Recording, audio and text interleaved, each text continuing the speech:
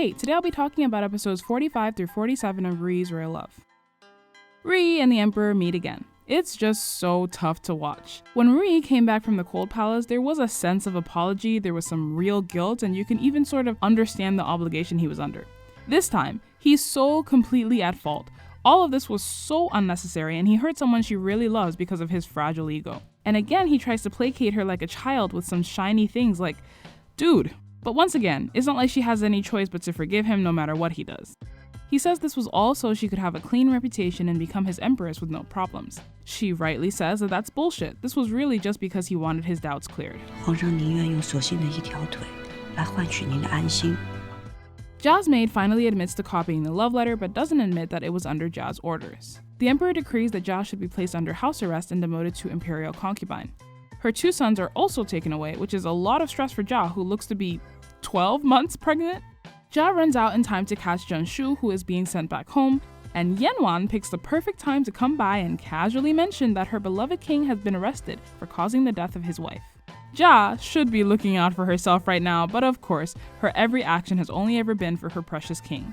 She immediately goes to see the emperor, kneeling until her head bleeds, begging for leniency, not for herself or for her kids, but for that king of hers.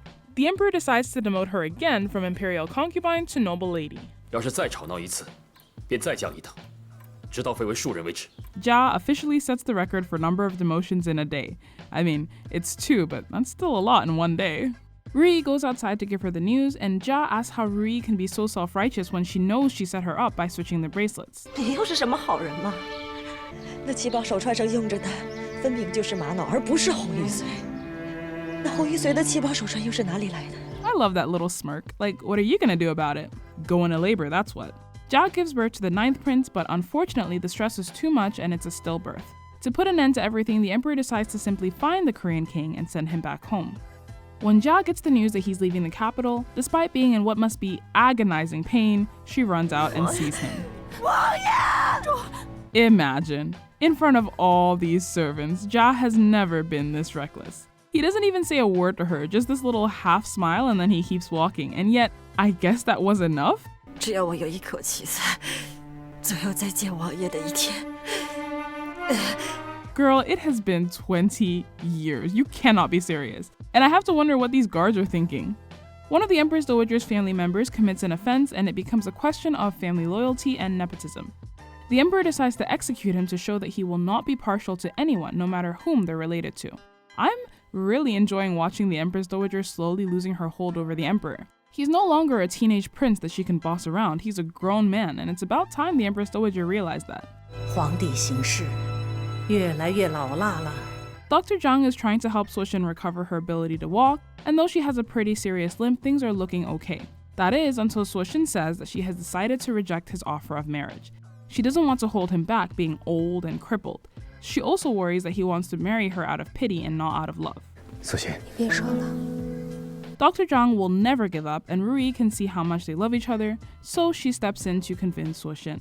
It's clear that there was another reason Suoxin has been resisting getting married, and it's that she worries about leaving RuYi alone. But RuYi tells her all she wants for her is to have the simple, loving life she can never have. 你知道的，这样的日子本宫有多向往。可是这辈子，本宫也只能留在这儿了。好好跟江雨萍在一块儿，本宫一定会让你体体面面的出家的。 At this point, I was already crying because the sisterhood is so strong, and then we go directly into the wedding, and look how head over heels Dr. Zhang is, look how beautiful she is, look how happy RuYi is for her. And you just know that RuYi is so happy to see her go, even if in her heart she does want to stay with her. Other than Hailan, Suoxin is the closest thing she has to family in the palace. This is, hands down, the most beautiful thing in the drama.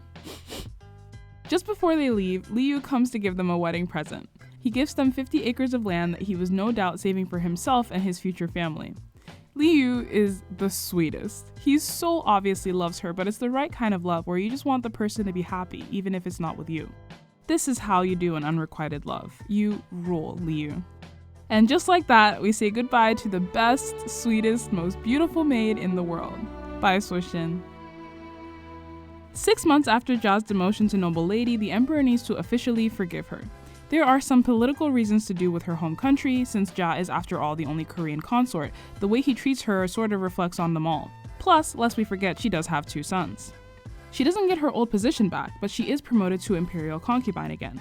Yenwan also gets promoted to imperial concubine, so obviously Yuncha never said anything about the attempted rape.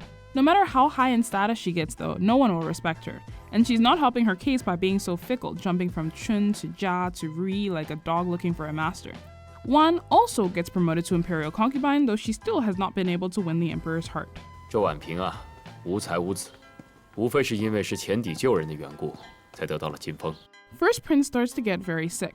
After Ja told him the empress killed his mother and he didn't cry at her funeral, his relationship with his father never recovered. He's also tormented by doubts about his mother's death, as he has Ja's word but no actual proof. I won't pretend I can relate to a situation like this, but I also feel like the person who supposedly killed your mother is dead, so why is this bothering you so much? 我娘死得太冤屈。 Sure, but she's dead. What use is all this worrying now? Am I being insensitive? I don't know, but I know your mother wouldn't want you ruining your life over this. His condition continues to deteriorate, and before long, his wife asks Ri and Chun over as he doesn't seem to have long left. Also, can we talk about how bad his wife has it? He's been treating her like shit since they got married. Then she had to suffer when the first prince got himself in trouble at the funeral. Then he treated her like shit some more and wouldn't let her talk to anyone else about what was happening. Now she finally gets the chance to tell someone about what's been happening and she gets slapped for it. 是要去找孝贤皇后理论，其实我在干什么？ When First Prince regains consciousness, he asks to speak to Ri alone. He admits that he betrayed her trust and started thinking about how to use her love for his own benefit. Ri is kind enough not to say, I know, I overheard you talking loudly to your wife about how easily manipulated I am. He says he's sorry, and I think he really does mean it. I think this is the kind of thing that probably becomes clear to you on your deathbed. Ri finally understands what's been tormenting him as he tells her that Ja told him that the empress killed his mother. 我恨他。 Ri tries to figure out what exactly happened, but before he can say anything else, he dies. The emperor arrives too late to see him, but more importantly, too late to hear about the ever-scheming Ja. Brokenhearted over losing yet another child, and guilty that they couldn't reconcile before his death, the emperor doesn't go to the first prince's funeral.